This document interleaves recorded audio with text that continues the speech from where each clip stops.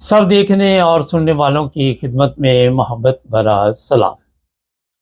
नाज़रीन, इंग्लैंड पे एक केस काफ़ी दिन से मेरी नज़र में था, मगर प्रोग्राम इतने होते हैं कि बस सुबह से शाम तक इसी पे लगे रहते हैं। मगर मकसद ये होता है कि यार अजय भी बच सबक हासिल करें। और ये 90,000 पाउंड का केस था। 90,000 पाउंड जुर्माना हुआ। क्यों हुआ, आज के प्रोग्राम में आपको ये बताएंगे। लेकिन प्रोग्राम शुरू करने से पहले ये मैं बताना चाहता हूँ कि जो गैर कानूनी तौर पर यहाँ पे लोग रहते हैं और वो डिलीवरी का काम करते हैं, उन्हें भी ख्याल करना चाहिए।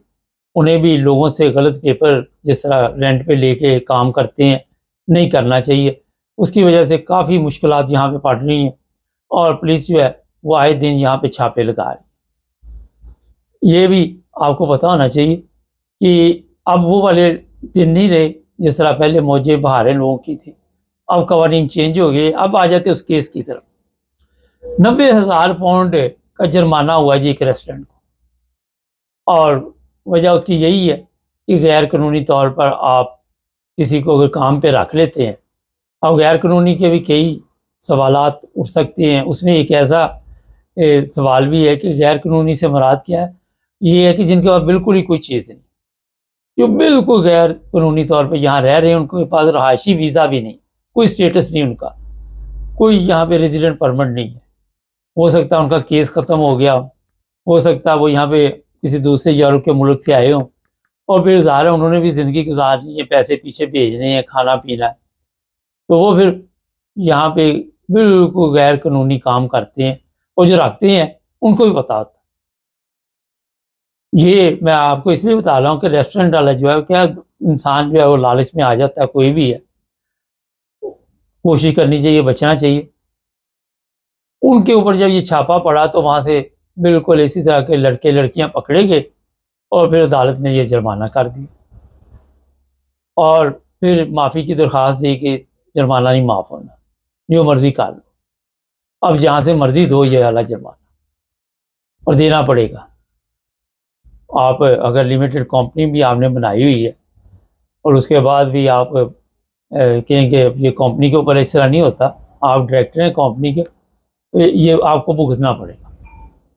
अच्छा, पिछले दिनों इस तरह के कई छापे पड़े यहाँ पे और लाखों रुपए टोटल जो है मेरे इत्तला के मुताबिक जुर्माने हुए। किसी को 20,000, किसी को 30,000, किसी को जिस तरह का केस होता है उसी तरह का जुर्माना होता है।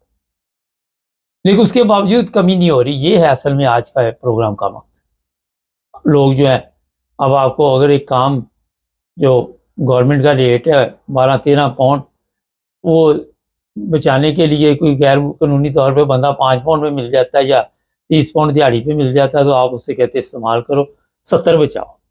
अब वो 70 आपके तो बच रहे हैं, गवर्नमेंट के नहीं बच रहे, क्योंकि आप टैक्स पे नहीं है। कल मैं किसी जगह बैठा हुआ था, तो एक मिनी कैब ड्राइवर था, वो बातचीत कर रहा था इसी बारे में। तो उसका जो टैक्स बना, तो वो कहता है ये तो बहुत ज़्यादा टैक्स बना है। तो उसको फिर समझाया गया कि अभी तो ये आपके पास पेट्रोल गाड़ी है, अगर आपके पास इलेक्ट्रिक होगी तो और भी कम टैक्स बनेगा, क्योंकि आपकी इनकम बढ़ जाएगी, अखराजात कम हो जाए। क्योंकि जो ये गाड़ियाँ हैं इलेक्ट्रिक, इनकी रिपेयरिंग वगैरह नहीं है, आपको भी पता ही है, ऑयल वगैरह चेंज नहीं करना, ब्रेकें टायर ही होते हैं, बाकी ये चलती रहती। तो जैसे जैसे दुनिया तरक्की कर रही है, गवर्नमेंट को भी पता है कि इस तरह टैक्स ज़्यादा आएगा, तो जहाँ पे गैर कानूनी तौर पर लोग काम करते हैं वहाँ पे फिर गवर्नमेंट को कोई फ़ायदा नहीं होता, गवर्नमेंट को टैक्स नहीं पे किया जाता और वो किसी खाते में नहीं होते बंदे जो यहाँ पे होते हैं। तो ये भारी जुर्माने, और मैं कई दफ़ा इस पे बता भी चुका हूँ कि किसी न किसी रेस्टोरेंट के बाहर छापा पड़ जाता है। मैंने पिछले दिनों एक देखा था, पुलिस ने घेरे में लिया हुआ था, एक इलाका पूरा घेरे में पुलिस ने ले लिया था और वहाँ से लोगों को पकड़ा गया। ये नहीं कि सिर्फ काम करने वाले, जो रहायश भी आप देते हैं उनका भी स्टेटस चेक करें, पासपोर्ट वगैरह हो, वीज़ा हो, सारा कुछ हो, तो फिर ही आप उनको रख सकते हैं। ये नहीं है कि आप बगैर वीज़े के, बगैर पासपोर्ट के चेक किए, नॉर्मल तो उसकी कॉपी भी लेनी चाहिए। मैं मुख्तलिफ ममालिक में जाता रहता हूँ, तो वहाँ पे ये कवानीन है कि किसी भी जगह गए सबसे पहले वो कहते हैं आपने पासपोर्ट की कापी भेजे, वीज़ा शीज़ा जो भी आपके पास है वो हमें चाहिए। तो अब इंग्लैंड में वो वाली बहारें नहीं रही जो आपके ज़हन में है। इसलिए फिर वो रेस्टोरेंट बंद हो जाते हैं। अपने रिज़्क पे भी फिर आपने कल भी मुझे एक साहब मिले, वो कहते मैंने अपना बिज़नेस खोला था और कुछ इस तरह के मसाइल बन गए, 40,000 पाउंड मेरे डूब गए और मैं फिर दोबारा टैक्सी चला रहा हूँ। बातचीत उनसे जब खुल के हुई तो क्या वजह हुई, उन्होंने काफ़ी लंबी कहानी सुनाई। मसाइल यही है कि जब वो लेबर कहते हैं कि हम फुल पेपरों पे रखे तो वर्थ नहीं करते, फिर बचता कोई नहीं रेस्टोरेंट में। और जब लेबर इस तरह की रख ले तो फिर रेस्टोरेंट नहीं बचता। तो दोनों तरफ से मुश्किल है। आज के दौर में अगर कोई बिज़नेस आपने करना तो छोटे लेवल पे करें, जहाँ पे कम स्टाफ की ज़रूरत हो, ज़्यादा स्टाफ ना हो। उसमें आपको फ़ायदा है क्योंकि बहुत ज़्यादा कारोबार खुले हुए हैं। ठीक है, कोई रेस्टोरेंट बड़ा बनाना वो तो अलग बात है, अगर वैसे मैं आपको मशवरा दूँ, लेकिन गैर कानूनी ना रखें बंदे। कोई भी बंदा हो, उसके वीज़े की, उसका जो भी रेज़िडेंट परमिट है, जो कुछ भी यहाँ पे, कम से कम उसकी कॉपी लें।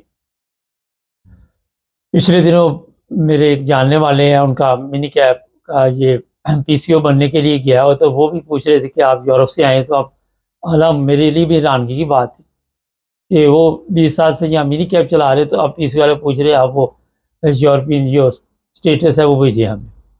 कई जगह पे दफ्तरों वाले भी शायद तंग करने के लिए, मुश्किलात पैदा करने के लिए इस तरह के मामला उठा देते हैं। नॉर्मल तो सहूलत होनी चाहिए, जो लोग काम कर रहे हैं उनको भी आप सहूलत नहीं देते। वो घरों में बैठे हुए हैं, 4-4 माह तक मिनी कैब का वो मिल ही नहीं रहा और वो बेचारे परेशान बैठे हुए हैं, मॉर्गेज देनी, पैसे खर्च करने। तो दोनों तरफ मामला ठीक नहीं चल रहे।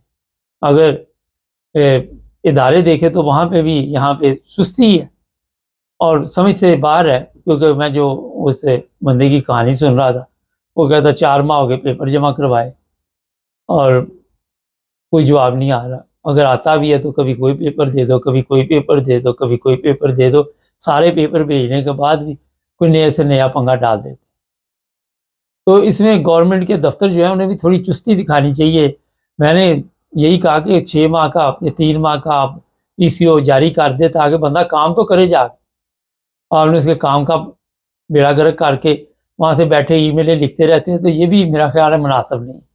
सादिक खान साहब आप सबके इल्म में है, यहाँ पे वो किसी तारुफ के मोहताज नहीं।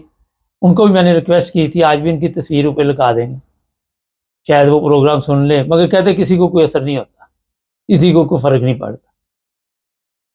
ये हालात यहाँ पे इसी वजह से, आपको ही पता क्या वजह है। यूरोप के दूसरे ममालिक में इस तरह के मसाइल नहीं, जर्मनी वगैरह में, लेकिन यहाँ पे क्योंकि आपको पता ही नहीं किससे बातचीत हो रही, जो ऊपर बैठे हुए हैं वो जिस तरह मर्जी आपको ईमेलें लिखते रहे, जो मर्जी इतराज़ात लगाते रहे। ठीक है, आप इतराज़ लगाओ, पेपर पूरे करने के लिए टाइम दो, तो जब इसके 3 माह या 6 माह का उसके दौरान आप अपनी कार्रवाई जारी रखें, मगर कोई फ़र्क नहीं पड़ता इन लोगों को। समझना चाहिए दुनिया आगे को जा रही है, ये वहीं के वहीं घूम रहे हैं। हमारा काम है तवज्जो दिलाना। और ये जो चीज़ें आपको बताई है, असल में आजकल मैं काफ़ी मिक्स चीज़ें बता देता हूँ, क्योंकि कोई ना कोई किसी को फ़ायदा हो जाए इससे। चैनल को सब्सक्राइब कर लें, जुड़े रहें।